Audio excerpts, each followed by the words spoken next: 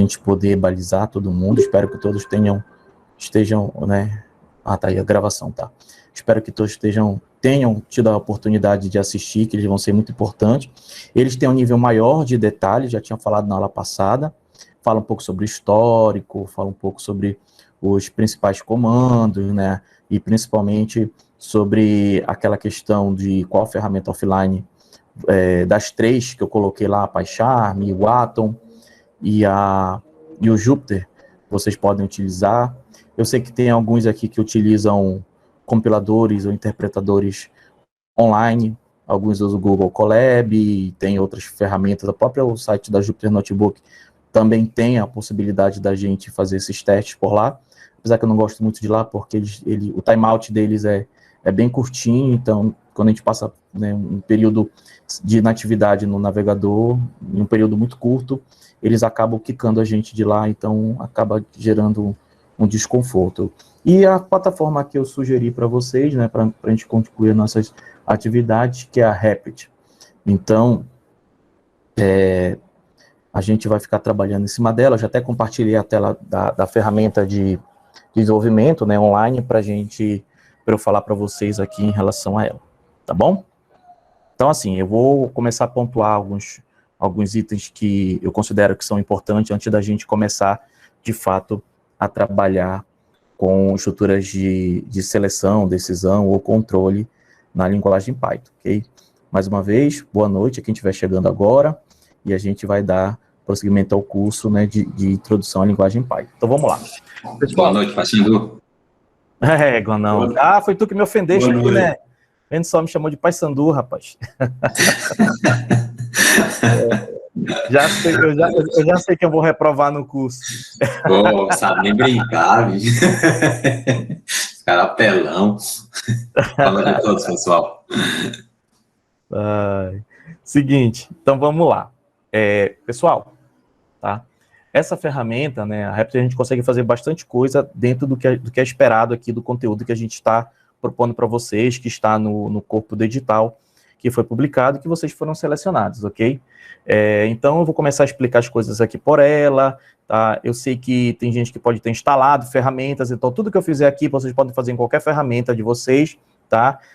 Só tomem cuidado se vocês estiverem utilizando o ambiente interativo da linguagem Python, o IPython, ou mesmo o modo terminal, utilizando o interpretador de comandos Python. Como eu falei, ele é um ambiente interativo, né? Ele é um ambiente que serve mais para a gente fazer alguns testes básicos, que ele dá resposta, como, por exemplo, igualzinho o Jupyter Notebook. Ele dá resposta sem a necessidade de alguns comandos, por exemplo, o print, ele acaba omitindo o print, entende? Quando a gente coloca a variável somente, ele dá resposta para a gente, tá? Mas, assim, tudo que eu fizer aqui pode ser utilizado e testado em qualquer uma dessas plataformas, inclusive aquelas que eu deixei o link para vocês dos vídeos que eu postei lá no grupo, tá? Então, vamos lá. Bom, uma coisa importante quando a gente começa a programar em Python vamos dizer assim, é o mantra do Python, né? A característica essencial da linguagem Python, o que é que a gente tem que ter foco no problema, né? E eu costumo dizer pouco foco, porque muitos dizem não ter foco na codificação. Na verdade, tem que ter um pouco de foco na codificação, ao meu ver, tá, gente? Isso é uma questão muito pessoal, porque eu tenho que entender o que eu estou fazendo ali na minha codificação, apesar de ter que ter muito foco na problemática. Mas a questão toda de ter sido criado esse lema da linguagem Python por quê? Porque a linguagem Python veio como uma forma de simplificar toda a burocracia das sintaxes, né, de sintaxe de comandos que muitas linguagens de programação têm. Aquela estrutura básica de construção de código, então tem que ter o tempo da linguagem C, o include, né, o da linguagem Java, então public static void main, então todas essas estruturas básicas, ele tenta retirar para simplificar a nossa vida aqui, justamente para a gente ter mais tempo de observar, entender e codificar os problemas que vão sendo apresentados para a gente daquela situação, né, do que ficar ali preocupado em sempre estruturar com todo o rigor da linguagem, com toda a burocracia da linguagem. Então, por isso que tem esse foco. E tudo é muito simples de programar na linguagem Python, com raras exceções, dependendo, claro, da complexidade do problema, ok? Então, a gente tem aqui a primeira coisa, tá? Que é Python não tem declaração de variáveis. Quando a gente estava programando ali, brincando com o algoritmo, toda variável que a gente estava criando com o algoritmo, a gente estava fazendo o quê? Se eu ia receber um valor inteiro, eu tinha que declarar uma variável inteira. Se eu ia receber um valor real, eu tinha que declarar uma variável real. O Python não tem isso. A gente chama de tipagem dinâmica. Ou seja, quando uma determinada variável vai ter um determinado tipo, a partir do momento que ela recebe um valor. Então, a partir do momento que ela recebe um valor, naquele exato momento ela vai ser do tipo do valor que vai ser armazenado nela. Então, por exemplo, eu vou criar uma variável aqui, valor, tá? Deixa eu dar uma... vou criar uma variável aqui, valor. Então, essa variável valor, por exemplo, eu vou passar para ela o número 2. Eu posso até rodar. O que é que vai aparecer? Só não vai aparecer nada, porque eu só armazenei um valor numa variável e não precisa aparecer nada, tá? Mas assim, o que é que eu tenho aqui? Eu posso usar um comando de saída, que tem lá no material, que é o comando print, e eu posso dizer assim, ó, eu quero que tu printe para mim o valor. Então, recebe o valor, e ele vai printar o valor para mim, que o valor armazenado é o número 2. Então, a primeira coisa que a gente já está vendo aqui, a questão do comando print, que é um comando de saída. Eu mandei imprimir somente a variável. Mas vamos lá. Bom, pessoal, na verdade, o que eu quero saber aqui é que tipo é essa variável. Apesar de eu ter armazenado nela o número 2, e eu acabei de dizer para vocês que a tipagem é dinâmica, eu não tenho como me prender com tipos nesse momento, eu preciso saber que tipo é essa variável. E isso vai ser importante, principalmente quando vocês estiverem trabalhando com algum tipo de estruturas mais complexas, onde, por exemplo, listas. Lá na frente, quando vocês forem querer avançar no estudo ou no próximo módulo, né, a gente vai começar a ver listas. E eu sei que uma lista, ela pode ter armazenado nela, né, como se ela fosse um vetor dinâmico, eu posso ter armazenado em cada posição dela valores de tipos de dados diferentes. Aí eu não sei em que momento aquela variável, naquele momento, ela é. E pode ser importante, porque de repente eu quero fazer uma operação matemática e naquele momento aquela variável do tipo string, tipo literal. Eu sei que literal eu tenho outras operações que eu posso realizar, mas soma, subtração, ou seja, na forma matemática, né, de resultados matemáticos, isso eu não consigo aplicar a tipos literais. Okay? Então, lá naquele meu vídeo eu mostrei para vocês que tem um comandinho chamado type. E se eu perguntar, por exemplo, qual é o type de valor, ele vai dizer para mim naquele momento o que é o type de valor. Então, por exemplo, ó, valor é do tipo inteiro. Então, nesse momento aqui, em que o valor foi armazenado, né, o número 2 foi armazenado aqui, o tipo daquela variável, ela vai ser do tipo inteiro. Tá? E assim, Edvar, então eu vou lá e vou dizer agora que valor recebe, por exemplo, Edvar. Okay? Então, aqui, ela é do tipo inteiro, porque eu mostrei para vocês que ela é do tipo inteiro, bem aqui, ó, né, da classe inteira. Só que percebam que eu estou usando a mesma variável e armazenando agora outro valor. Só que é um valor que está entre aspas. Eu já disse para vocês isso, entre aspas simples ou dupla, qualquer coisa que tiver entre isso significa que é um conjunto de dados do tipo literal. Ok? Então, eu sei que agora, nesse momento, o valor ele vai possuir outro tipo, porque vai armazenar agora um tipo literal. Quando a gente trabalha com linguagens de programação onde não tem essa tipagem dinâmica, eu não posso fazer isso com variáveis, tá? Então, as variáveis que eu declaro inteira, elas vão iniciar inteira, do tipo inteiro, e vão morrer até a finalização do código do tipo inteiro, ok? Porque já está parametrizado, já está totalmente compilado, já se tornou um executável. Se eu quiser modificar isso, eu tenho que voltar para a parte de codificação e alterar o tipo de dado. Mas aqui na linguagem Python eu não tenho essa preocupação. Na linguagem Python, eu posso ficar mudando os tipos de dados, armazenando essas variáveis, que a partir do momento que o interpretador passa por ali e interpreta, executa, ela acaba mudando o seu tipo. Então, nesse momento aqui, ela acaba sobrescrevendo o antigo valor e a variável também muda o seu tipo. Então, eu vou pegar essa linha bem aqui, ó, e vou copiar e jogar aqui embaixo. Tá? Então, bem aqui, ó. Então, antes ela é inteiro, claro, ela recebeu o valor 2, ou seja, estou executando tudo de novo. Recebeu o valor 2 do tipo inteiro, né? Mostrei aqui para vocês que é do tipo inteiro, e agora armazenei edvar, tá? E tá entre aspas, de cara, do tipo literal, ok? E mostra para mim, ó, que para eles é string. Se eu chegar bem aqui e fizer isso daqui, ó, vou colocar mais um tipo aqui.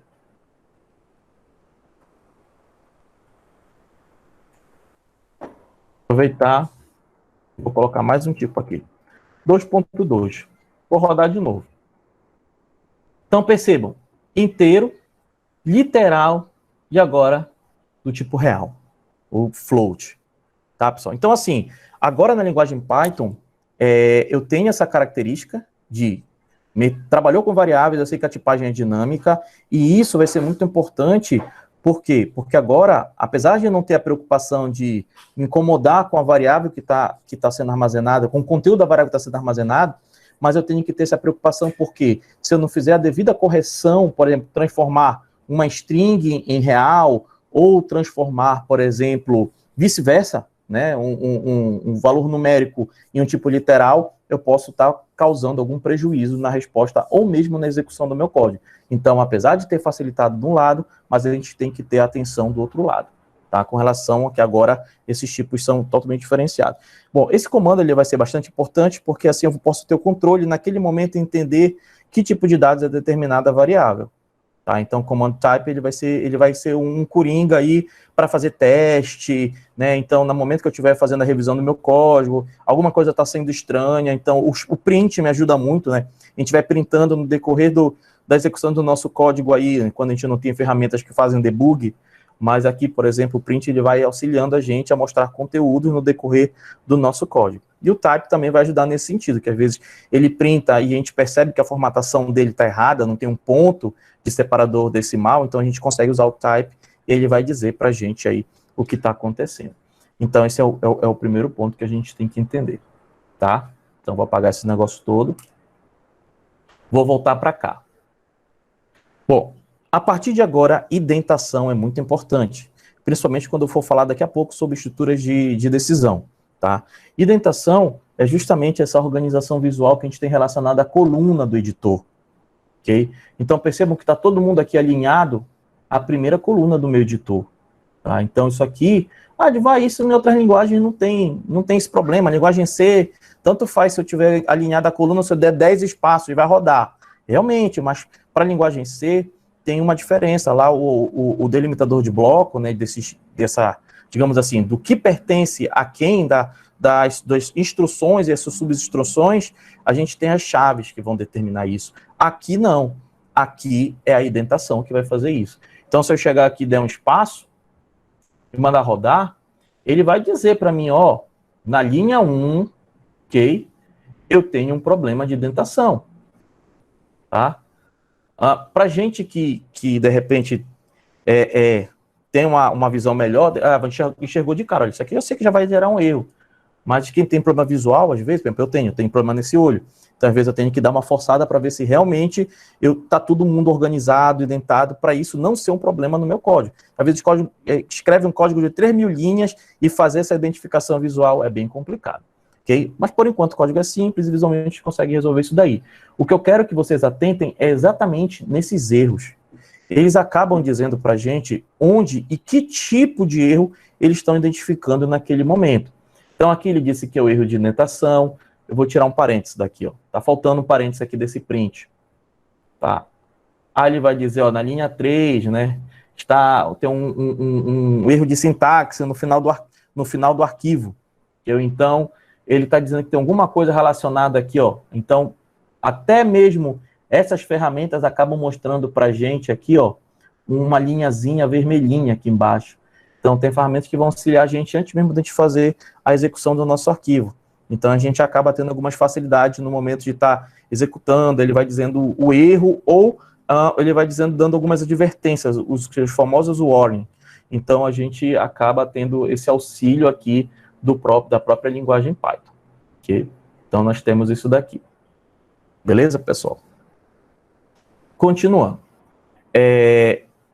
Quando a gente está trabalhando com a linguagem Python, a gente precisa lembrar que, quando a gente estava em algoritmo, o nosso operador, tá? Só para a gente lembrar, era aquela setinha. Aqui na linguagem Python, o nosso operador, ele é o igual, de atribuição.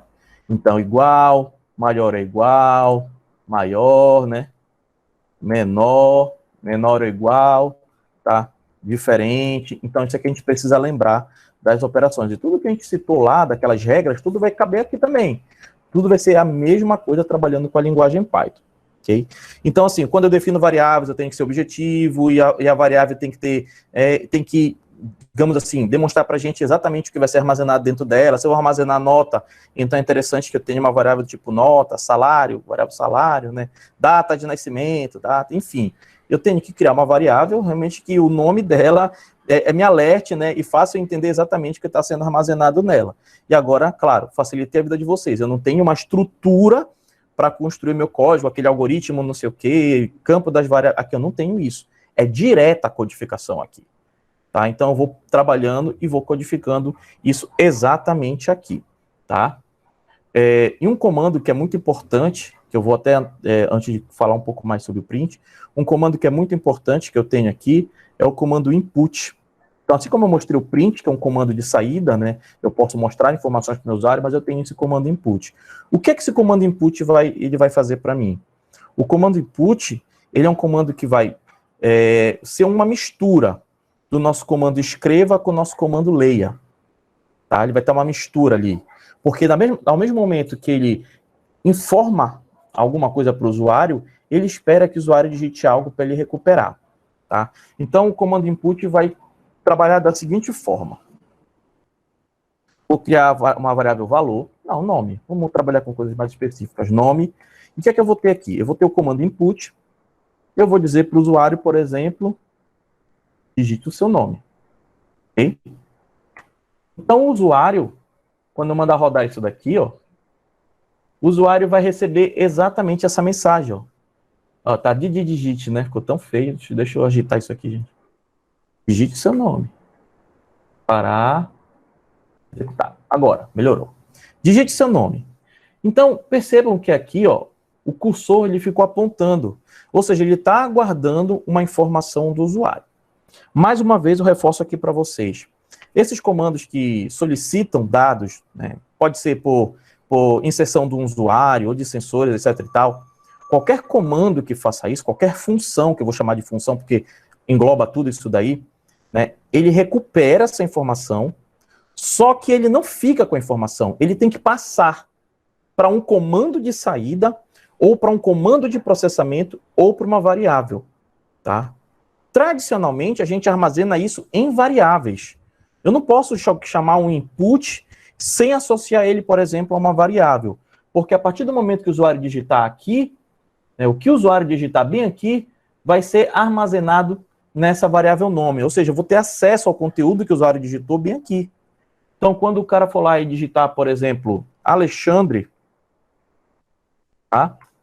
Então, a partir desse momento, claro que o código já finalizou, né? Mas a partir desse momento, o que o usuário digitou vai estar bem aqui. Então, se eu fizer isso aqui de novo, dando um print na variável, vou dar um print na variável nome, tá? E vou dar um print no tipo dela. Um print no tipo dela, e nela eu quero pegar a variável nome. Tá? Eu quero saber o conteúdo da variável, eu quero saber agora o tipo da variável. Então, eu vou lá e vou digitar agora edivar, e eu vou lá. Então, agora eu tenho acesso a essa variável. Então, o que o usuário digitou vai estar armazenado na minha variável nome.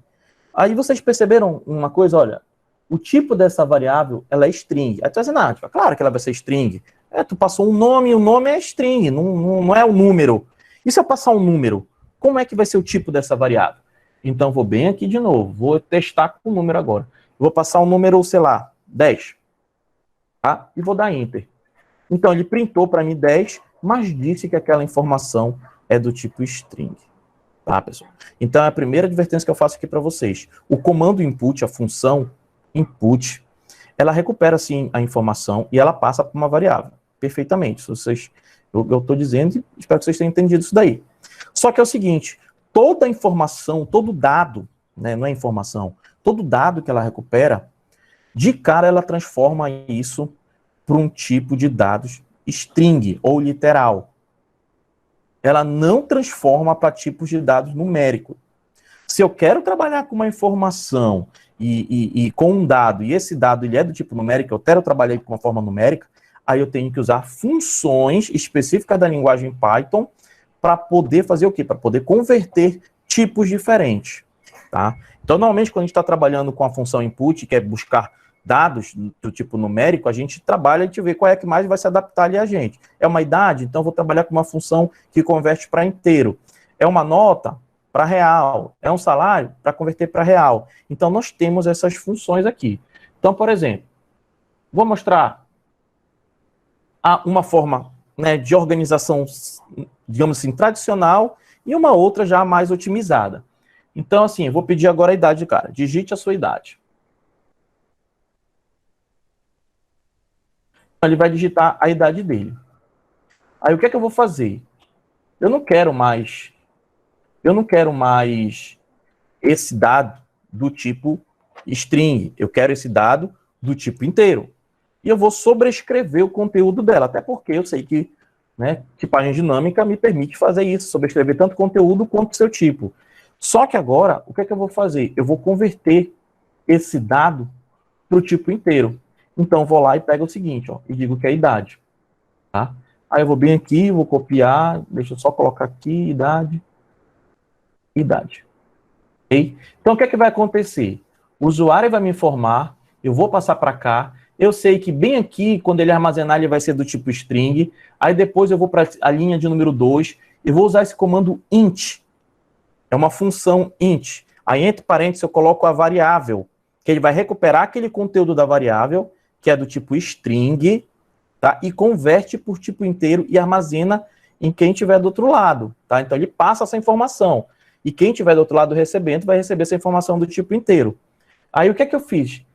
Como eu falei ainda agora para vocês, que tipo, essas variáveis de tipagem dinâmica, eu posso, na próxima instrução, alterar o conteúdo dela, que vai sobrescrever um conteúdo anterior, e da mesma forma, isso pode alterar também o seu tipo de dado. Então, a mesma coisa eu estou fazendo aqui, ó. Eu estou transformando uma variável idade que era do tipo string para um tipo inteiro, porque ela vai receber agora um dado convertido para inteiro. E depois eu vou mostrar o valor e realmente se realizou a conversão. Então, vou lá. A minha idade é 40 e eu vou lá e ele mostra para mim, ó, armazenou 40 e agora o tipo de dados para mim é do tipo inteiro. Tá? E se eu quisesse pegar, por exemplo, aí tipo nota. Acabei de falar nota, né? Então vamos usar a sua nota, tá? Vou dar esses caras todos aqui para nota, só para a gente continuar. Nota, sobrescrever nota, tá? Nota e nota, ok? Então agora a gente tem nota. Só que nota, ela não é do tipo inteiro. Então, para isso, eu preciso trabalhar com uma outra função de conversão. Aí teria que ser do tipo real. Então, é o tipo float. Tem double, float, etc. Então, a partir de agora, o que eu digitar aqui, ele vai entender que é do tipo real.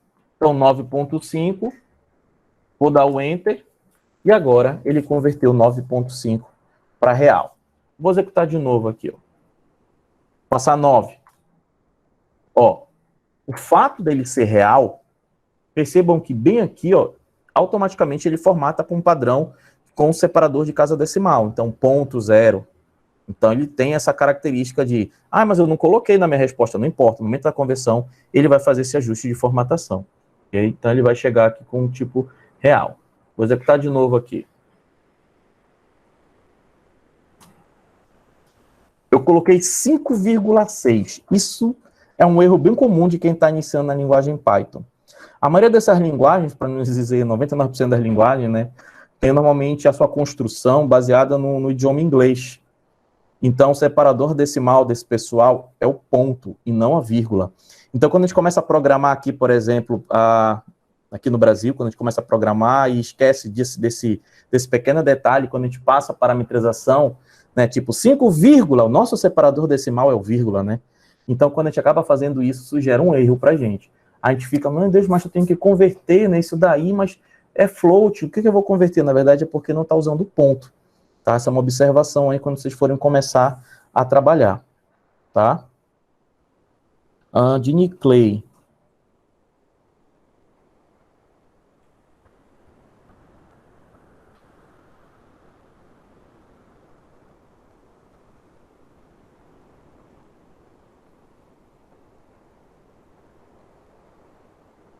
Tá.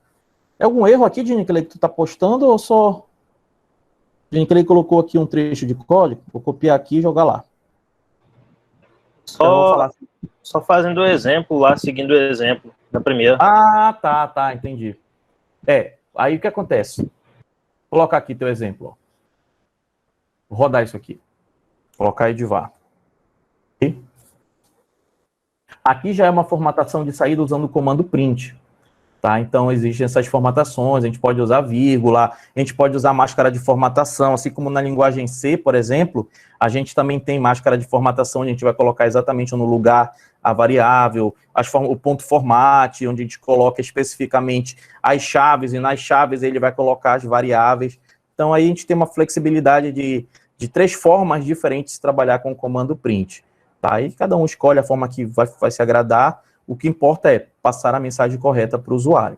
Então, isso que a gente vai começar a se ater aqui. Ok? Então, esse aqui foi como o nosso amigo aí programou.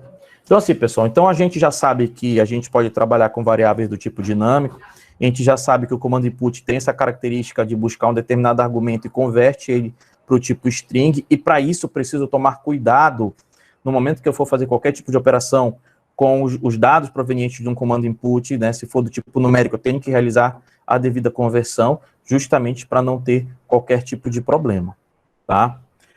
Outro ponto que é muito importante da gente lembrar aqui são os conectores, né, os nossos conectores lógicos, o AND, temos aqui no padrão em inglês o OR ou NOT, e daqui a pouco, quando eu começar a falar sobre estruturas de decisão, isso aí vai ser muito importante. Então, ainda faz parte, né, do conteúdo, e, assim, apenas uma tradução para o padrão em inglês. Então, a gente acaba tendo essas 3 características, né? Lembrando que o AND é o nosso e quando a gente está testando 2 parâmetros utilizando esse conector lógico, para o resultado ser verdadeiro, a gente tem que ter os 2 lados verdadeiros. E para o OR, para o resultado, né, ser verdadeiro, basta que um dos lados seja verdadeiro. Então, o resultado vai dar verdadeiro. E o NOT, lembrando, vai ser o nosso operador, que ele muda o resultado, né, muda o valor booleano de uma determinada variável. Então, a partir dali, o que der verdadeiro, se eu aplicar o NOT, vira falso. E se eu pegar um resultado NOT no falso e aplicar o NOT, ele vira verdadeiro. Então, isso vai acabar sendo muito importante para a gente. Tá? Apesar da gente não trabalhar com importações aqui, mas só relembrando que o import, okay, ele tem o objetivo de carregar para a gente determinados módulos já disponíveis, né, alguns já disponíveis da linguagem Python. Tá? Então, o import ele vai ter exatamente essa característica de importar módulos. Se eu quero trabalhar com um módulo, por exemplo, que não vem carregado, eu posso baixar esse módulo. Okay? Aí tem que ver como é que eu fiz o processo de instalação da linguagem Python, se eu fiz pelo site, ou se eu usei o Conda, ou se eu usei o Braille, ou qualquer uma dessas ferramentas aí que existe no mercado, para poder baixar da mesma forma, para não ter incompatibilidade, inclusive, dele identificar os seus módulos. Okay? Mas aqui a gente consegue também fazer as importações, apesar de não conseguir utilizar todas, até porque se é uma ferramenta online, ele não vai deixar a gente consumir processamento, tipo o módulo Pandas, que é um módulo de manipulação de arquivo, e ele não vai deixar eu carregar um arquivo de 1 GB, 1 TB lá para o servidor dele para consumir, né, espaço computacional lá. Mas aqui o import ele tem essa característica. E a simplificação, para não ficar toda vez definindo, escrevendo pandas.write, pandas. Não sei o que, .dataframe, etc e tal, .series, os nicknames, né, que eu posso criar para qualquer uma dessas bibliotecas. Por exemplo, tem biblioteca, módulo, não é biblioteca, tá, pessoal? Já falei aqui, se vocês falarem biblioteca para programador realmente Python, ele é capaz de bater com vocês com o que ele tiver na mão dele. E Python não se tem biblioteca, se tem módulos, ok? Então, o módulo, tem uns que tem uns nomes assim um pouco grandes, por exemplo, matplotlib, então tem módulos, pessoal, aí não dá para ficar toda hora escrevendo isso, matplotlib, né?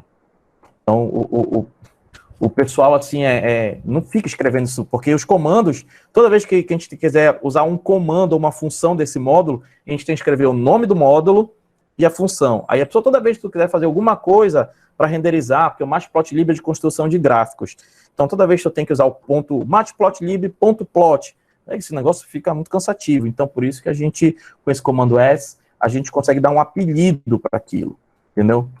Então, a gente consegue trabalhar dessa forma com esses comandos. Mas, por enquanto, apesar de ter no material, mas aqui no nosso módulo de capacitação, a gente ainda não vai trabalhar com esses carinha. Mas é bom lembrar, e isso aí é muito importante, ok? Vamos agora brincar com estruturas de decisão, ok? Bom, recapitulando. Quando eu tenho uma necessidade de realizar algum teste no meu código, por exemplo, eu quero testar se um determinado número é maior do que outro, ou menor, etc. Mas eu quero realizar um teste, a única forma de fazer isso é através dessas estruturas de decisão. Naquela aula passada eu mostrei para vocês, sobre estrutura de decisão, e eu tenho algumas formas que nos vídeos, até que eu publiquei para vocês, eles estão lá, formas mais complexas de se trabalhar, que é por encadeamento, etc. e tal. Aqui a gente tem ainda umas simplificações que as linguagens de programação, na verdade, têm isso. Umas simplificações que a gente acaba não, digamos assim, trazendo muito isso aí para a linguagem algorítmica. Porque ali é a passo inicial, onde a gente está tomando conhecimento sobre o que é programação, como utilizar, e esses conceitos acabam sendo bastante novos, então a gente não vai agregando muito essas funcionalidades que existem, claro, mas é pelo intuito de, somente quando a gente entrar na linguagem de programação, a gente mostra as formas mais simples de se trabalhar com isso daí. Claro, cada uma tem a sua regra. Bom, então a gente sabe que eu tenho que usar estruturas de decisão. E quando eu trabalhei lá em algoritmo, eu vou até colocar aqui, ó, eu tenho o comando se, tá? Eu tenho aqui a minha condição, eu tenho o meu então, tá? E dependendo da quantidade, se eu tiver mais de um lá, eu tenho o início e o fim, mais de uma linha de instrução, e eu tenho aqui o meu senão, que também tem a mesma característica, ok? Início e fim, tá? Só que aqui na linguagem Python é um pouquinho diferente. O então, ele não tem um comando explícito, tá? Então a gente não tem a programação assim do então de forma explícita, o comando então de forma explícita. Ele faz parte de um conjunto, ele está ali implícito dentro da estrutura de decisão, ao contrário da estrutura se não, ok? E a gente tem, essa aqui é a forma completa, que é o se então, se não, que chamam de estrutura composta, e a gente também tem a forma simples, que é justamente só o se então. A mesma coisa a gente tem em linguagem de programação Python. Então vou colocar aqui a sintaxe de trabalhar com estruturas de decisão. Bom, a estrutura de decisão ela é muito simples de programar. Eu tenho o comando if, tá? E eu tenho aqui esse parênteses. Lembrem, o parênteses fica encostado no comando. Não façam, esse espaço entre o comando e o parênteses, tá? Isso aqui é errado. Então a gente deve encostar aqui o parênteses ao comando, porque o que eu coloco aqui são parâmetros desse comando. É por isso que o parênteses fica encostado no comando. Ok? Bom, então aqui dentro desse parênteses aqui é o que eu tenho que colocar a minha regra. O que eu programar aqui dentro, o que eu estabelecer aqui dentro, assim como a gente faz em algoritmo, tem que trazer para mim um resultado booleano. Tá? Ele vai trazer o número 1, tá errado. Ele vai trazer o número 20, tá errado. Ele vai trazer de tá errado. Não pode. O resultado final daqui de dentro é o resultado booleano, e para isso, por mais que eu use operadores aritméticos, mas no final eu tenho que ter algum operador relacional para me trazer um resultado booleano. No final, eu quero isso, eu quero resultado booleano, que é somente assim a estrutura de decisão vai trabalhar da forma correta. Okay? Então, aqui dentro são minhas que nós chamamos de condições. Okay? Posso ter mais de uma condição. O que é uma condição? É um parâmetro, um operador relacional, um outro parâmetro. Isso aí é uma condição. Tá? E o que seria uma segunda condição? Seria exatamente esse mesmo conjunto, um parâmetro, um operador relacional, outro parâmetro, ligado por conectores lógicos. Então, eu teria aqui, tipo assim, um parâmetro A, um operador relacional B, um conector lógico, um operador relacional C, um D. Isso aqui são duas condições que estão ligadas por um conector lógico. Então, isso aí são duas condições, tá? Bom, deixa eu apagar isso daqui. E agora vem a parte mais legal. Bom, a partir de agora, No final do comando if, depois que vocês vão estabelecer aí os parâmetros de vocês, dependendo do contexto que a gente estiver trabalhando, a gente tem esse carinha aqui que é o 2 pontos. Tá? Esse 2 pontos, ele vai indicar ao interpretador de comando da linguagem Python que a partir daqui, ok, eu tenho subcomandos. E esses subcomandos, eles pertencem ao que seria o nosso então. Tá? Eles pertencem ao que seria o nosso então. Então, a partir daqui, tudo que eu programar tem um recuo. Essa ferramenta já colocou o recuo para mim direto. Eu nem precisei ficar apertando espaço ou tab. Ela já colocou para mim o recuo direto.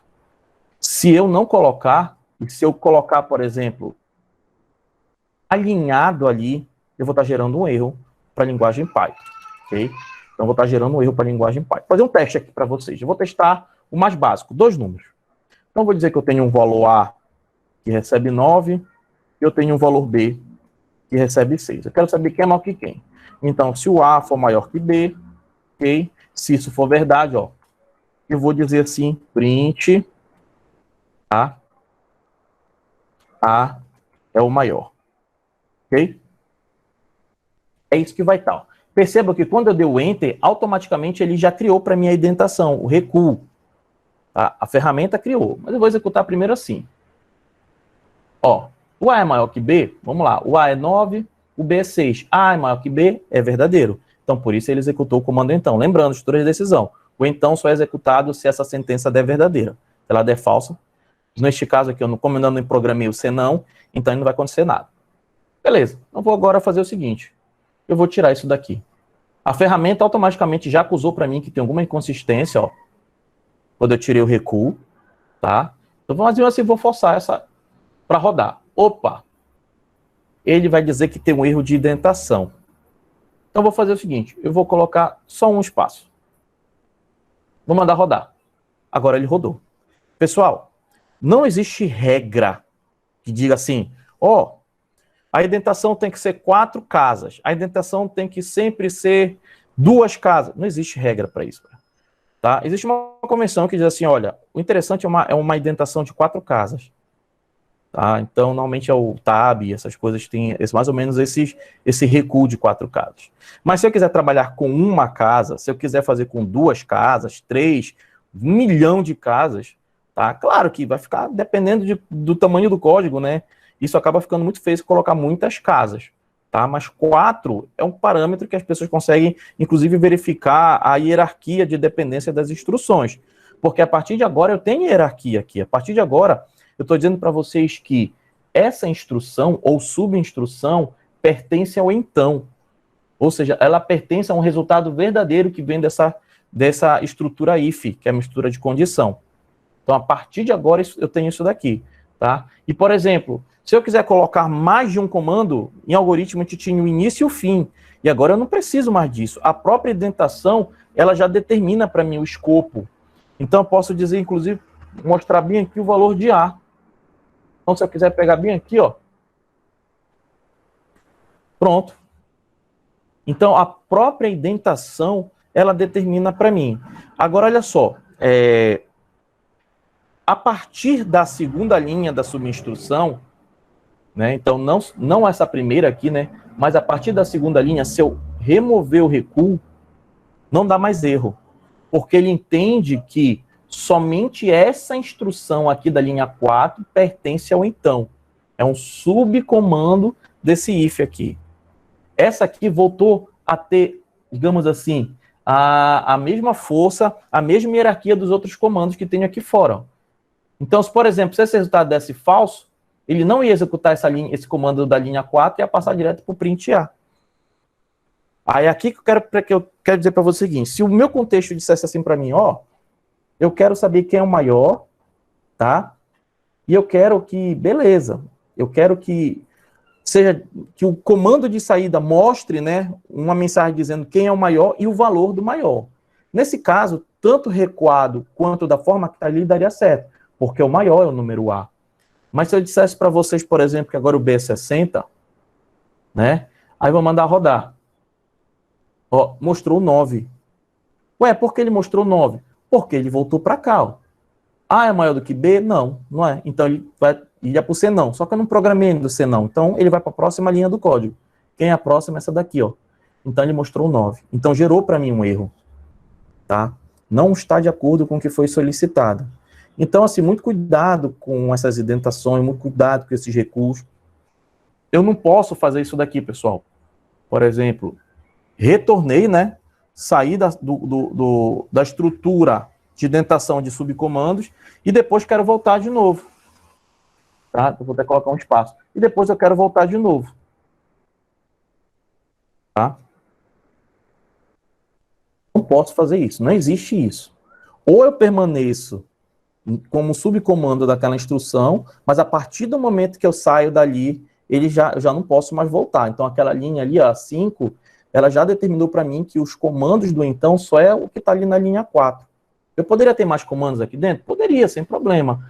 Mas a partir do momento que eu sair, tá? A partir daqui agora da linha 6, eu não posso mais voltar. Isso aqui acaba tendo erro aqui, sendo um erro para mim. Então, esse aqui eu não posso mais voltar. Ok? Então, muito cuidado com essa estrutura. Bom, continuando. Então, essa aqui é a forma simplificada de trabalhar com a linguagem Python com estruturas de decisão. E a sua forma mais completa, ok? Será essa daqui, ó. Eu tenho o else, que é, né, a tradução do nosso senão. E, claro, o else não tem subcomandos, então eu preciso aqui de quem? Do 2 pontos. Tá? Eu preciso aqui dos 2 pontos. Então, vou entrar aqui no else. E ele já faz a indentação para mim. Então, eu vou programar aqui print, ok? P é o maior. Tá? E vou printar o B. Ok? É isso que eu vou fazer aqui. Vou mandar rodar esse negócio. Ó, o B é o maior, que é 60, que agora o B é 60. Eu não sei se vocês estão conseguindo enxergar, mas a indentação do else, dos subcomandos do else, está bem maior do que a do então. Tá? Aqui eu coloquei só um espaço. E a do else eu deixei o próprio ambiente codificador criar para mim. Tá? E não tem problema isso, pessoal. É internamente que é organizada a minha indentação. Tá? Isso é mais uma coisa que vocês têm que tomar cuidado. Normalmente eu deixo, né, ou a ferramenta, quando está bem configurada, gerar para mim esses recursos automaticamente, não mexo justamente para não ficar doido assim, ó. Uma parte tem um espaço, na outra parte tem um espaço maior, depois volta para 3, depois volta para 2, para 10, para 20. Tá? Então, assim, dentro de cada bloco desse aqui, né, de subinstruções, a organização ela vai ser, né, sempre vigiada. Só que a partir do momento que eu quebro esse contexto, eu voltei para a mesma estrutura aqui fora, aí eu posso fazer outra organização de indentação. Tá? Então aqui, ó, aqui tem 4, aqui tem 1. Mas não é legal vocês ficarem fazendo isso, pessoal. É importante deixar uma organização visual.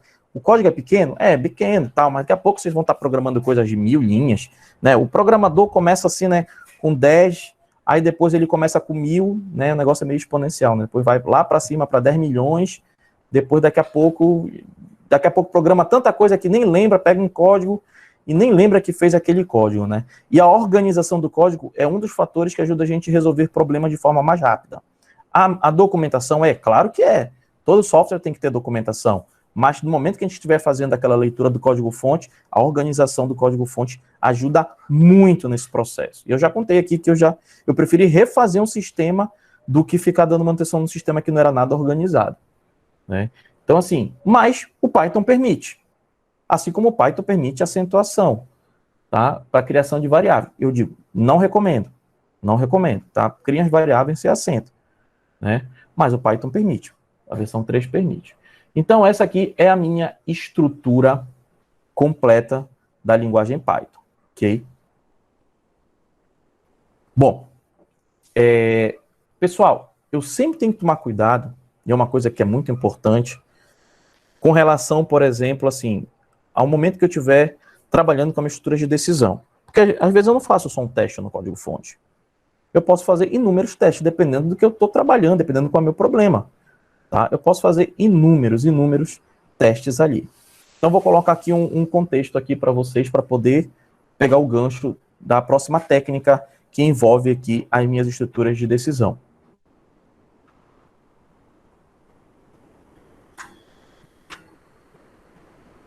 Deixa eu apagar isso aqui. Vou criar aqui o...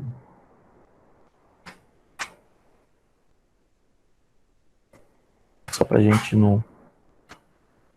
Então, por exemplo, eu vou definir aqui, ó, antes de trabalhar com valores por intervalo. Quer dizer,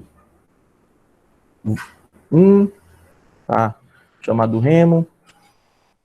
2, eu vou dizer que o cara é da Tuna.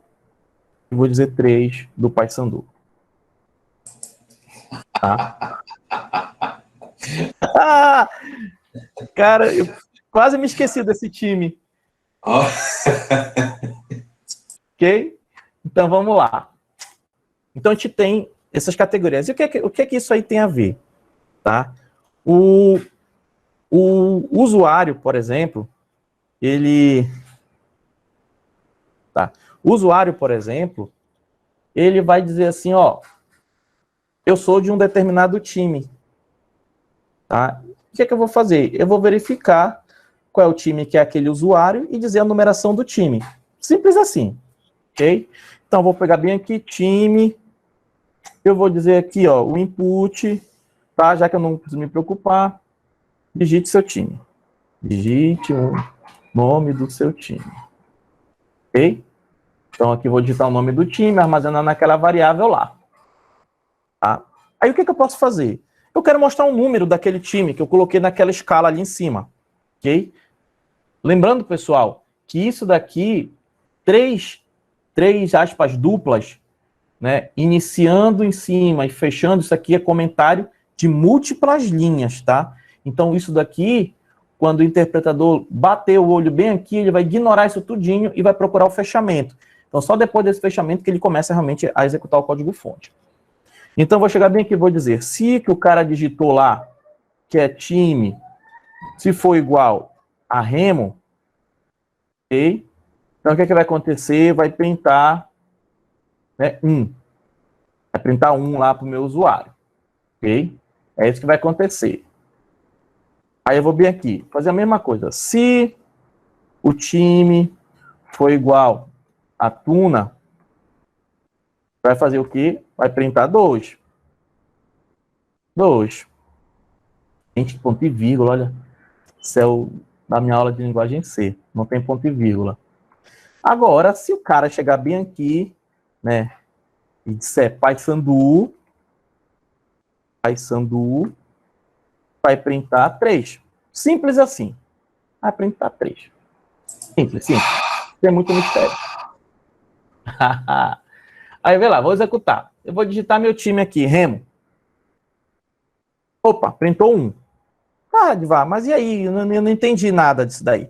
Quero que vocês observem agora uma coisa, me acompanhem aqui. Isso aqui é ignorado, tá? Esse negócio aqui, porque é um comentário apenas para a gente entender o contexto. Então, o código realmente ele vai iniciar daqui, onde está escrito time. Ele vai recuperar a informação que o usuário digitou e eu vou testar. Ok? Então, por exemplo, ó, ele vem bem aqui e ele vai testar. Se o que o usuário digitou foi igual a Remo, eu digitei Remo. Beleza. Então, esse é igual a esse? É verdadeiro. E ele vai digitar, e ele vai printar na tela 1. Como isso é um código, né, que se a gente pensar assim, olha, a partir desse momento que ele achou o valor, ele não devia executar mais nada. O código deveria parar. Porque se ele fizer mais coisas, se ele realizar novos testes, o que é que vai acontecer? Eu vou ter um desperdício computacional. Então, bem aqui, ó, no primeiro teste, ele já achou a informação. E bem aqui, ele vai voltar a executar de novo. E mas ele já achou. Não importa. Essa forma que está codificada aqui, vai acontecer exatamente isso. Tudo bem que é pouco, né? São 3, isso é muito rápido. Mas assim, vamos pensar isso em escala. 500 testes. Se achar um, e tem que executar os outros 499, já sabendo que o primeiro já foi já foi o certo, né? Então, assim, ó, ele vai verificar, vai dar falso, ele vai verificar aqui, vai dar falso.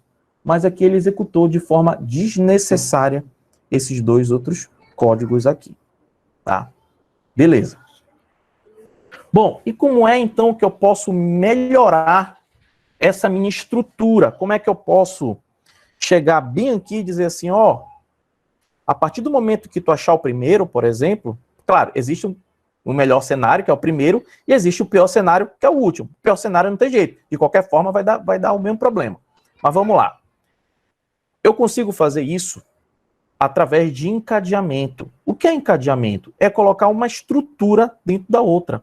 Colocar um if dentro do if. Daqui a pouco vocês vão ver a estrutura de repetição comigo na aula da semana que vem. Então vocês vão ver que eu posso colocar a estrutura de repetição dentro de uma outra estrutura. Eu posso fazer digamos assim, uma mistura entre elas, colocar um if dentro do if uma de repetição, ou vice-versa. Quantas eu posso ter ali?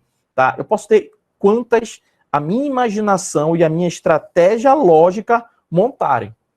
Tá? Só que quanto mais profundo esse aninhamento, ou essa hierarquia, ou esse encadeamento, mais complexo fica. Por isso eu tenho que tomar muito cuidado com essa profundidade de estar embutindo uma estrutura dentro da outra. Existem cenários que é necessário. Se eu estou trabalhando com estruturas multidimensionais, e para percorrer essas estruturas multidimensionais, não tem jeito. Para cada dimensão, é uma estrutura de repetição. Se eu tenho duas, eu vou usar duas estruturas de repetição, uma dentro da outra. Se eu tiver três, eu vou usar três, uma dentro da outra. Se eu tiver 20 dimensões, eu vou ter 20 estruturas de repetições, uma dentro da outra. Não tem jeito. Mas aí não tem como. É a forma como a gente trabalha e a forma como se tem na estrutura. Mas existem outros cenários como esse, por exemplo, que eu não preciso criar um negócio, né, muito profundo. E aí eu vou resolver aqui dessa forma. Bom, e eu posso ter esse alinhamento, tá? E eu preciso ter esse alinhamento com a minha estrutura composta. Eu preciso da minha estrutura composta para ter esse alinhamento. Então aqui eu vou precisar de quem? Do meu else. Ok? Bom, como eu vou precisar do meu else, então tudo que tiver aqui dentro tem que estar indentado que atenda aos requisitos do else. Então se eu chegar bem aqui, por exemplo, ó, eu vou precisar desse cara. E eu vou começar ele bem aqui, ó. Se eu começar ele bem aqui, já vai me dar um erro, porque não está indentado. Então eu vou precisar fazer o quê? A minha indentação. Tá? Então é exatamente isso daqui que eu vou ter. Eu tenho o if, aí eu vou testar se é igual a remo, ok? E bem aqui eu tenho o else, tá? Ó, e dentro desse else, esses dois comandos fazem parte. Agora, se eu entrar aqui nesse if, ó, eu tenho dois pontos, então eu tenho mais um subcomando, tá? Então, assim, ó, se eu for organizar por ordem, por exemplo, primeira ordem, segunda ordem de encadeamento, então eu vou ter aqui, ó, a primeira ordem, aqui é uma segunda ordem, aqui, ó, primeira ordem, segunda ordem e mais interno ainda, uma terceira ordem de encadeamento. Tá? Então, se eu analisar somente esse trecho aqui de código, se o resultado que o usuário me passou foi igual a remo, ele vai imprimir 1 e vai executar esse cara aqui de baixo. Ou seja, ele vai dar um salto pelo else. Ainda não é isso que a gente quer, ele ainda está executando duas vezes. Eu quero que ele encerre o código a partir do momento que ele acha a informação verdadeira. Então, para isso, eu preciso ajustar essa estrutura aqui para que ela esteja encadeada de uma forma que atenda aos requisitos que foram colocados. Bom, normalmente, né, a gente tem a estrutura de decisão. E aqui a gente tem ela no seu formato composto. Aqui, ó, quando o resultado dá falso, ele vai pular aqui para o else. E dentro do else, eu tenho outro teste. Eu posso ter aqui, ó,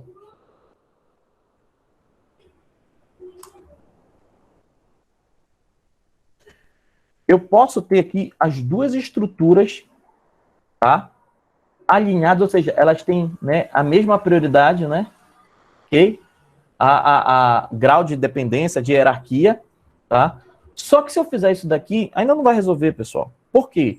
Porque se eu fizer isso daqui, ó, o que é que eu tô dizendo aqui? Que ele vai executar esse cara. Se isso for verdadeiro, ele vai printar o 2 e depois vai executar esse cara. Vai ser a mesma situação anterior. apesar de eu ter resolvido o remo, ou seja, se o cara digitar remo, ele passa direto. Ó. Então, printou um e acabou o código. Então, pro remo, tá perfeito.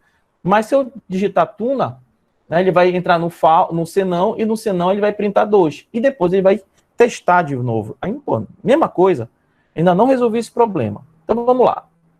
Acontece que quando ele realizar o teste aqui, se essa informação for falsa, ou seja, se o que o cara digitou aqui na variável time não for tuna, aí eu posso fazer o quê?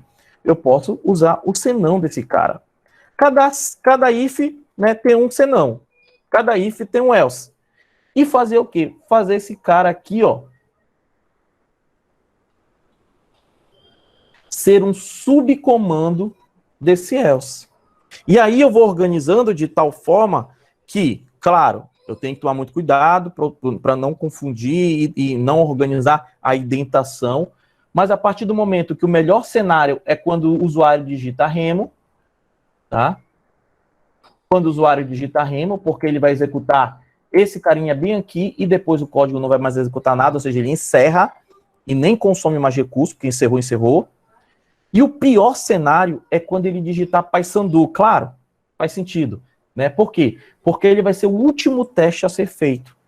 Então, existe o melhor cenário e não foi proposital, pessoal. Tá? Existe o melhor cenário e o pior cenário, tá? Que é exatamente aqui. Então, vamos executar esse negócio? Então, vou lá, vou digitar remo. Ele digitou e encerrou, que é exatamente isso daqui. Então, vou executar de novo. Tuna. Ó. Ele executa exatamente o que está aqui, ó, e encerra. Por quê? Porque esses aqui são os comandos do então. Não existe a possibilidade de uma estrutura de decisão fazer o quê? Não existe a possibilidade de uma estrutura de decisão executar o então e o senão. É um ou outro. Por isso que é o desvio, né? Ou vai para um lado ou vai para o outro. Nunca os dois ao mesmo tempo. Tá? No lugar do 3 aí, ó, o melhor time do Pará. No lugar do 3. Aí o cara digita no Paysandu. Aí ele digita 3, né? Na escala. Ok? Então, assim, isso daqui é um encadeamento. Tá? É uma história de encadeamento. Agora, sim, pessoal, você deve ter notado assim, que esse encadeamento ficou só dentro do else. Mas podem ter situações onde o encadeamento também está dentro do então. Tá? Isso aí, vai sempre ter que ser no else, não. Aí precisa analisar o contexto, saber por onde o encadeamento vai. Se ele vai estar dentro do else, se ele vai estar dentro do então, do nem, porque no caso a gente não tem um comando aqui, né, explícito do comando. Outras linguagens têm, mas aqui não tem. Tá? Essas baseadas em linguagem C, quase nenhuma tem. Tá? Mas Pascal tem, por exemplo. Explícito lá o comando tem. Bom, e a gente vai organizando o código assim. Existe uma forma mais simplificada de trabalhar com esse código aí, tá? Não quer dizer que sempre a gente vai ter isso daí. Mas existe uma forma simplificada. Quando o encadeamento, que eles chamam de encadeamento pela direita, que é o comando elif. Na verdade, é só uma simplificação. Eu vou deixar esse código aqui para baixo, eu não quero apagar esse código, tá? Eu vou somente copiar esses carinhas aqui. Vou apagar esse código aqui, para vocês verem. Então, eu tenho aqui a mesma coisa, né? O cara vai testar o remo, ok? E depois eu tenho quem? Eu tenho um comando chamado elif. E esse comando elif é exatamente uma forma simplificada de encadeamento. Aqui é tuna, tá? Vou pegar aqui, aproveitar, né? Aproveitar esse cara aqui, ok? Aqui é tuna, ok? E eu tenho aqui, e eu posso colocar quantos elif? Rapaz, quantos elif forem necessários para resolver a questão, tá? Então aqui, por exemplo, é o Paysandu, né? Eu vou só ajustar para ficar bonitinho. Pelo Paysandu. Falta 2 pontos ali no elif. E aqui os 2 pontos, obrigado. Então aqui os 2 pontos. Olha só. Se você conseguir enquadrar aqui, trazer mais para cima. Tá? Então aqui o que nós temos? Ó? Nós temos uma estrutura usando o comando elif. Tá? O elif, quem já programou em outras linguagens, ele é o else if. É como se ele fosse o comando else, e dentro do else eu tenho um encadeamento de uma estrutura de decisão. Aí tem essa simplificação, né, que eles chamam de elif. Tá? Então aqui tem a mesma funcionalidade que esse carinha aqui embaixo, a mesminha. Só que aqui eu estou usando o encadeamento e aqui eu estou usando a sua simplificação. Eu posso ter aqui dentro encadeamento, pessoal, vocês podem ter encadeamento, tá? Eu estou simplificando uma parte, mas aqui dentro, por exemplo, poderia ter uma outra rotina de encadeamento aqui dentro, alguma outra coisa aqui dentro, uma estrutura de repetição, uma estrutura, sei lá. Então aqui vocês podem ter. Eu estou só simplificando essa primeira parte, que é a parte, né, de testes dos times, mas eu posso simplificar isso daí, sem problema algum, tá? Então eu tenho que sempre... Por isso que os exercícios são interessantes, porque a gente acaba vendo, né, estratégias, principalmente quando a gente pega, se vocês tiverem de oportunidade, pega aqueles exercícios de maratona de programação, né, tem um pessoal com umas lógicas bem interessantes, assim, e a programação, a gente vai criando essas habilidades, vai vendo, né, como a gente pode cada vez mais melhorando. Isso é uma área fantástica, fantástica, ok? Bom, então nós temos aqui, né, o conceito básico de utilização de estruturas de decisão. Aqui a gente está vendo a utilização de estrutura de decisão com encadeamento, tá? E aqui a gente está vendo a simplificação dessa estrutura, usando o comando elif, ok? Beleza, então a gente tem esses carinhas aqui. Bom, só que a gente está utilizando somente uma condição, tá? Por enquanto a gente está trabalhando só com uma condição, né? Uma condição, ok? E eu vou agora mostrar um outro cenário para vocês. Vou mudar ali aquele exemplo, eu vou mostrar um outro cenário aqui. Então, assim, a gente coloca aqui.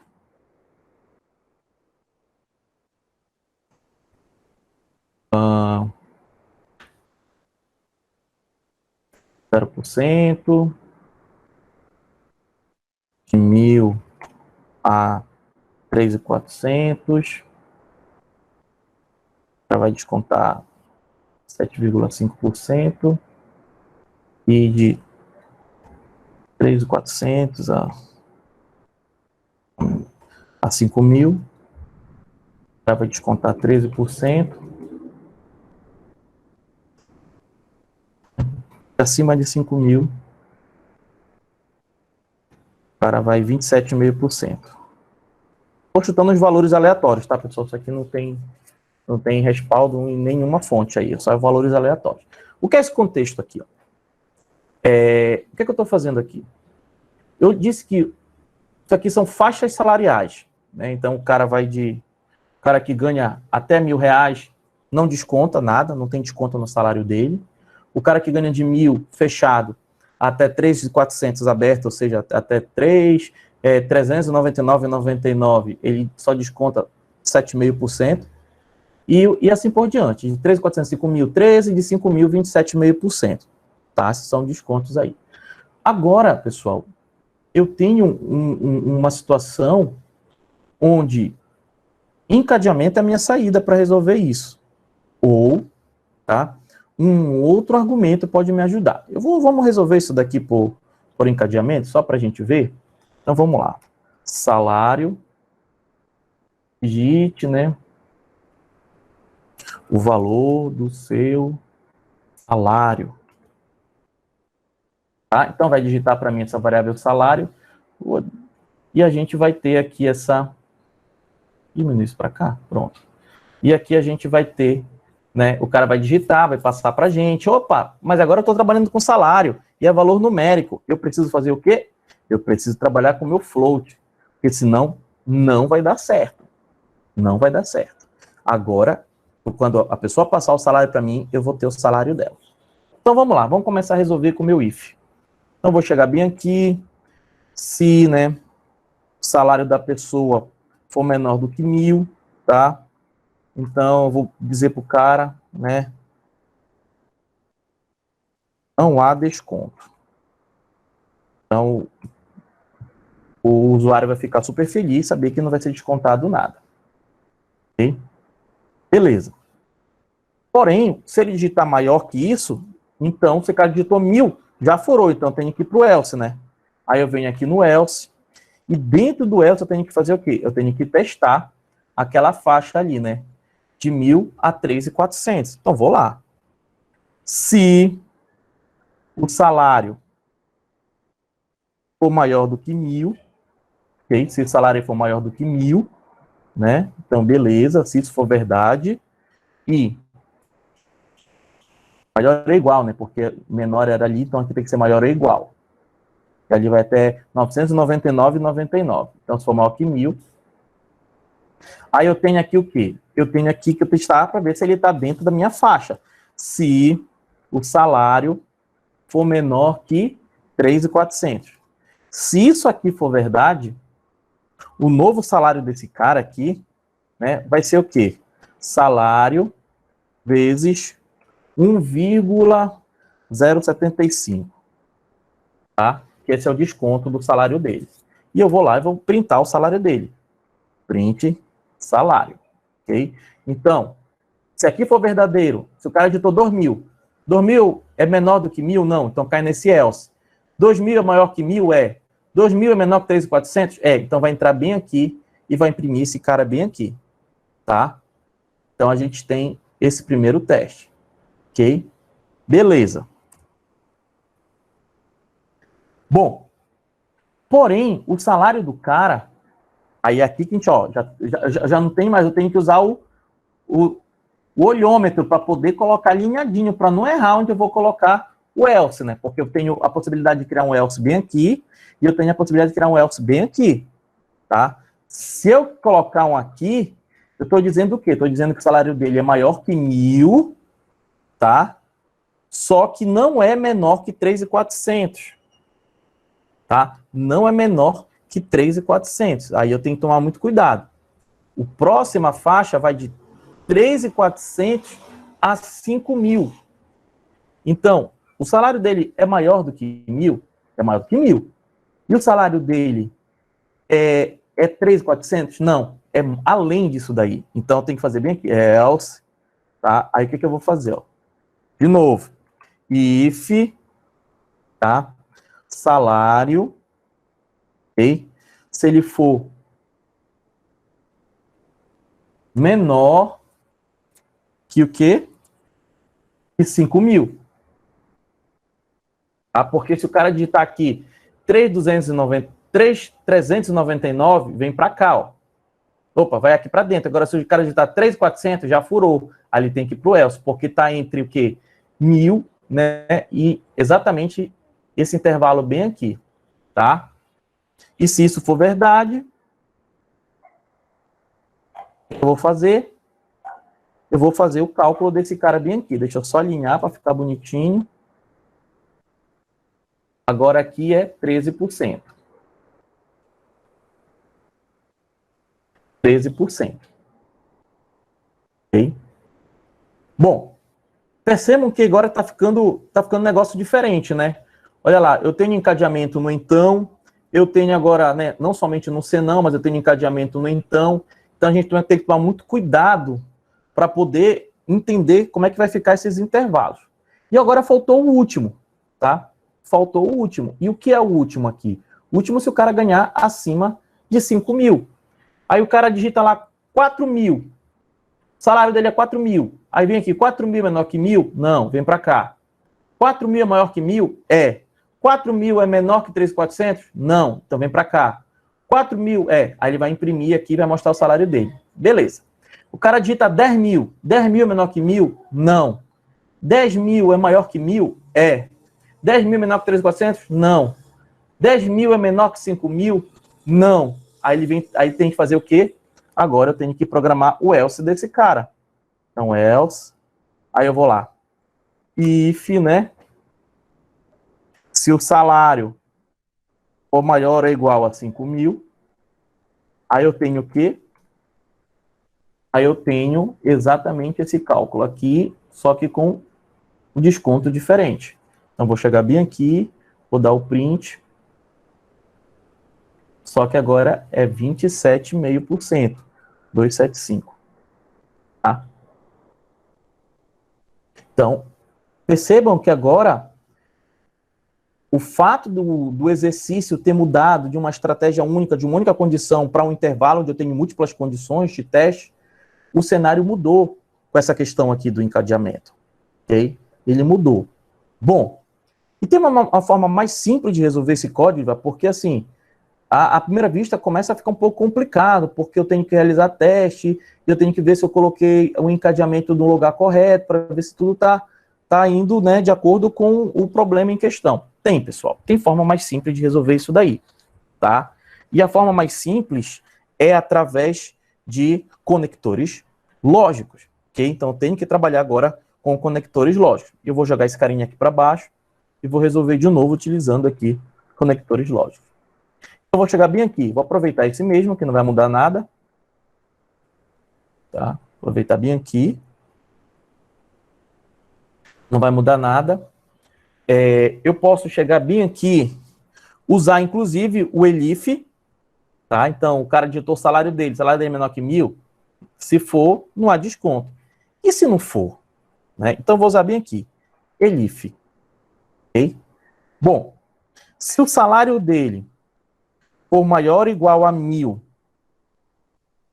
e o salário for menor que 3.400, se isso aqui for verdade, então, esse aqui é esse aqui. Então, o desconto dele é esse cara aqui, ó. O desconto dele é exatamente isso daqui. Contudo, se ainda assim o salário dele superar 3.400, vou jogar aqui, se superar aqui 3.400 e for menor que 5, então aqui vai ser o quê? 13%. Tá? Só que se o cara ganhar acima de 5.000, ou seja, se o cara ganhar acima de 5.000, aí o desconto dele vai ser de 27,5%. O fato da gente ter colocado isso aqui, pessoal, né, esses conectores, e quantas condições eu posso ter baseadas em conectores? Quantas forem necessárias. De repente o intervalo podia ser maior com outros critérios, o cara tinha que ter dentro de uma faixa salarial, com uma idade tal, aí, ou seja, pessoal, isso aí vai ser de acordo com cada critério, né, ou conjunto de critérios que vocês vão se deparando. Então percebam, olha a diferença desse cara, né, visualmente até mais simples de entender, e esse outro aqui, totalmente encadeado. Tá? Mas ambos, claro, se eu tiver colocado tudo alinhadinho, certinho aqui, mas ambos resolvem da mesma forma. Só que um é mais simples, né, mais sofisticado, inclusive, tá, do que o outro. E eu poderia melhorar isso daqui? Cara, assim, o que dá para reduzir é o número de instruções, printar o salário só no final, só que aí ia dar conflito com esse cara bem aqui. Não há desconto, é printar o salário dele, ia ficar duas informações assim, né? Mas, enfim, a gente tem essa utilização. E por que eu utilizei o E? Por que não utilizei o OR, que é o OU? Porque o OU basta uma das condições serem verdadeiras. Por exemplo, se eu digitasse aqui, se aqui fosse OR em vez de AND, fosse OR, bem aqui. Se eu dissesse assim para vocês, ó, o meu salário é 5.000. 5.000 meu salário. Aí ele chegar bem aqui, 5.000 é menor que 1.000? Não, é maior. Aí ele vinha para esse ELIF. 5.000 é maior que 1.000? É maior. Então, esse lado seria verdadeiro. Aí ele ia testar esse aqui. 5.000 é menor que 3.400? Não. Então, ia ter um lado verdadeiro, outro lado falso. Pelo O, basta ter um verdadeiro para ser verdadeiro. Então, ele ia me dar um desconto de 1,75. No final, eu ia ficar calado, né? Porque, só 7,5%, né? Eu ia me ferrar ali com 27,5% de desconto, né? Mas eu ia ficar calado, não. Desconto errado, toma no meu, né? Mas, olhando o código aqui, tá? Geraria para mim uma informação errada. Ele geraria para mim uma execução errada do meu comando. Como eu estou trabalhando com intervalo, tem que estar dentro desse intervalo. Como eu estou trabalhando com duas condições, essa é a única forma de a gente trabalhar com duplas condições, usando os conectores lógicos. A linguagem Python permite que eu faça uma simplificação disso daqui que eu não sou muito fã, tá? Mas vocês podem enxergar por aí. Aqui dentro dessa condição, vou colocar aqui do lado, tá? Poderia estar assim, 1.000, tá?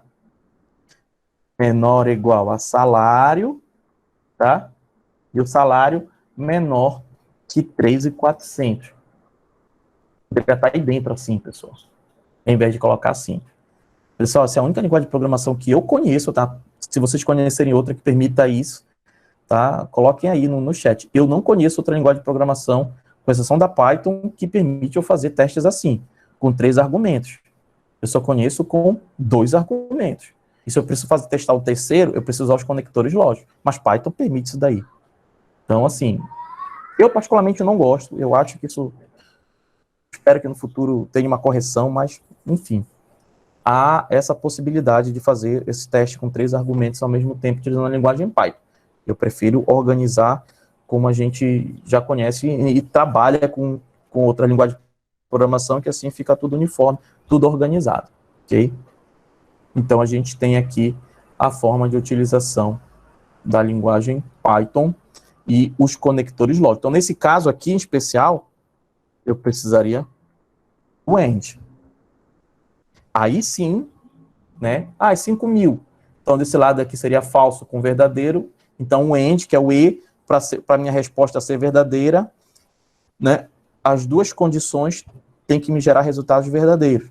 Então, se é um verdadeiro ou um falso, o resultado com AND é falso.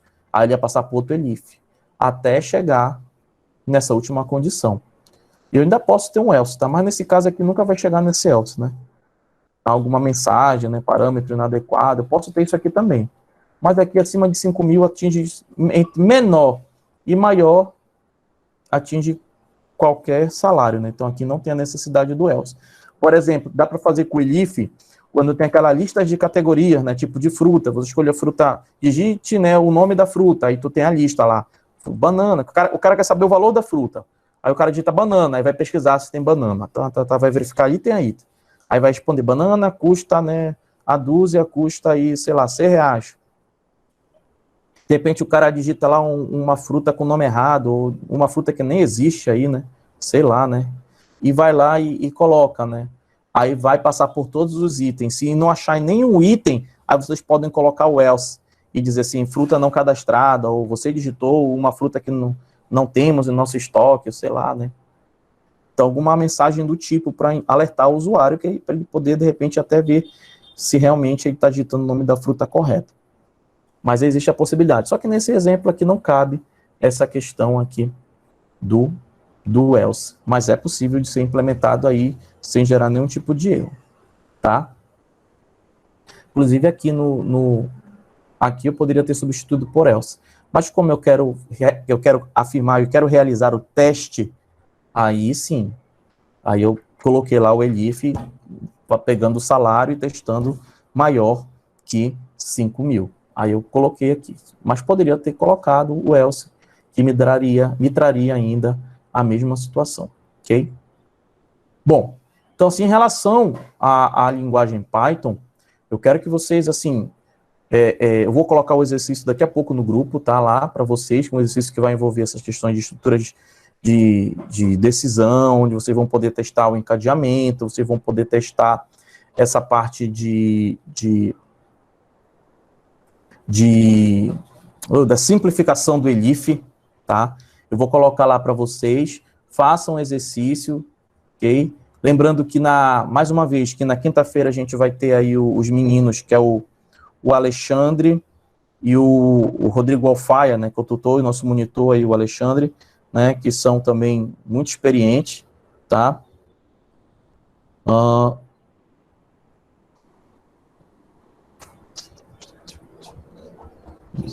Isso no código. Mas aí é que tá. Se o salário for menor do que 1.000, qualquer coisa menor do que 1.000 vai me bater ali, não há desconto. Entendeu? Aí o intervalo tá para menor, então talvez não desse problema com os números negativos aí. Ok, Alexandre? Mas vamos lá. Então, os meninos vão estar aí para atender vocês, vou disponibilizar lá o exercício, certo? Então, façam os testes, né? Tirem as dúvidas. Mais uma vez, eu reforço aqui, pessoal, programar não é uma tarefa trivial, né? A gente acaba ganhando essa memória e essa consciência, essa sensibilidade do processo de programação quando a gente exercita programação. E a gente cada vez mais vai aperfeiçoando a partir do momento que a gente vai conhecendo mais a linguagem, conhecendo mais as estratégias, né, as estratégias lógicas de comando, etc. e tal, para poder a gente cada vez mais ter a resposta num tempo imediato, digamos assim, quase que imediato, para resolver uma determinada tarefa. Okay? Então, a programação ela se torna realmente assim, mais suave no processo quando a gente exercita bastante. E, assim, é muito importante mesmo. Muito importante. E, claro, é uma disciplina totalmente prática. E não é à toa, tá? Como o Alfaia está colocando aqui, é uma disciplina prática. Então, não é à toa. A gente precisa programar. Vocês podem pegar esses exercícios que eu faço. Vocês podem buscar, né, exercícios, né, em literatura científica, né? Olhar estratégias de exercício para quem realmente, eu quero verificar, por exemplo, exercitar, conhecer a linguagem Python, para depois, por exemplo, se aprofundar num módulo. Quero trabalhar com a programação web, por exemplo, com Python. Depois de conhecer Python, conhecer as estratégias direitinho, aí vai passar para o Django. Não quero desenvolver jogos com Python, vai para o Pygame, sei lá. Então, assim, mas não adianta pular agora, com pouca experiência em programação, tá? Para um módulo onde a complexidade é muito maior e que exige do programador uma certa habilidade, tá? Então, é importante realmente exercitar, pessoal. E eu reforço isso, exercitem tudo aquilo que a gente está colocando aí para vocês. O Alfaia, assim que a plataforma disponibilizar o vídeo, também vai estar publicando lá no grupo esse vídeo, para vocês poderem rever a aula, né, ver alguma coisa, de repente, de algum conceito que vocês não entenderam, no momento agora até mesmo de perguntar alguma coisa.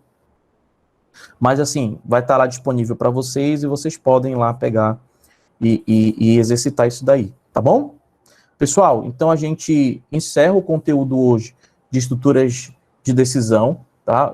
Eu abordei essa parte conceitual da aplicação, principalmente das simplificações, da importância de se utilizar e se prestar atenção na indentação. A indentação aqui, pessoal, é muito importante, pelo amor de Deus. E cuidado com... eu acho que eu falei no vídeo do Atom. Tem um artifício do Atom, gente, toda vez eu esqueço se é o PEP8 ou se é o linter, um módulo que a gente instala no Python, que ele tenta identar o nosso código, tá? No início eu até gostei de usar ele, mas depois, quando o código ficou gigantesco, ele começou a fazer mais bobagens no meu código, aí eu desativei ele. Eu não lembro qual era desses aí, mas tem que tomar muito cuidado quando vocês forem habilitar esses módulos e sempre, assim, procurar nos fóruns, assim, o que é que o pessoal está dizendo. Olha, cuidado, né, que às vezes a gente acha um negócio tão bacana que resolve tanta coisa pra gente, mas depois ele pode ter a volta do anzol, né? Acho que é o linter, né? Acho que é o linter. Porque tem um que acaba ajudando a gente, né, colocando essa linha vermelhinha aí embaixo, né, de alerta. Eu nunca lembro de cabeça quem é o dos dois, se é o PEP ou se é o linter. Mas muito cuidado, pessoal. Tudo da programação, a gente tem que também conhecer um pouco do que a gente está instalando. Cara, tem muitas, essas ferramentas, as IDEs, assim, o pessoal, eles desenvolvem muito plugin, muito. Quando eu falo muito plugin, é muito plugin. O próprio Atom, se a gente for selecionar lá no Atom, tem muita coisa ali, né? E a gente precisa conhecer realmente aqueles que realmente vão ajudar, porque tem vários que vão atrapalhar, né? Então, assim, é muito, muito, muito importante mesmo isso daí.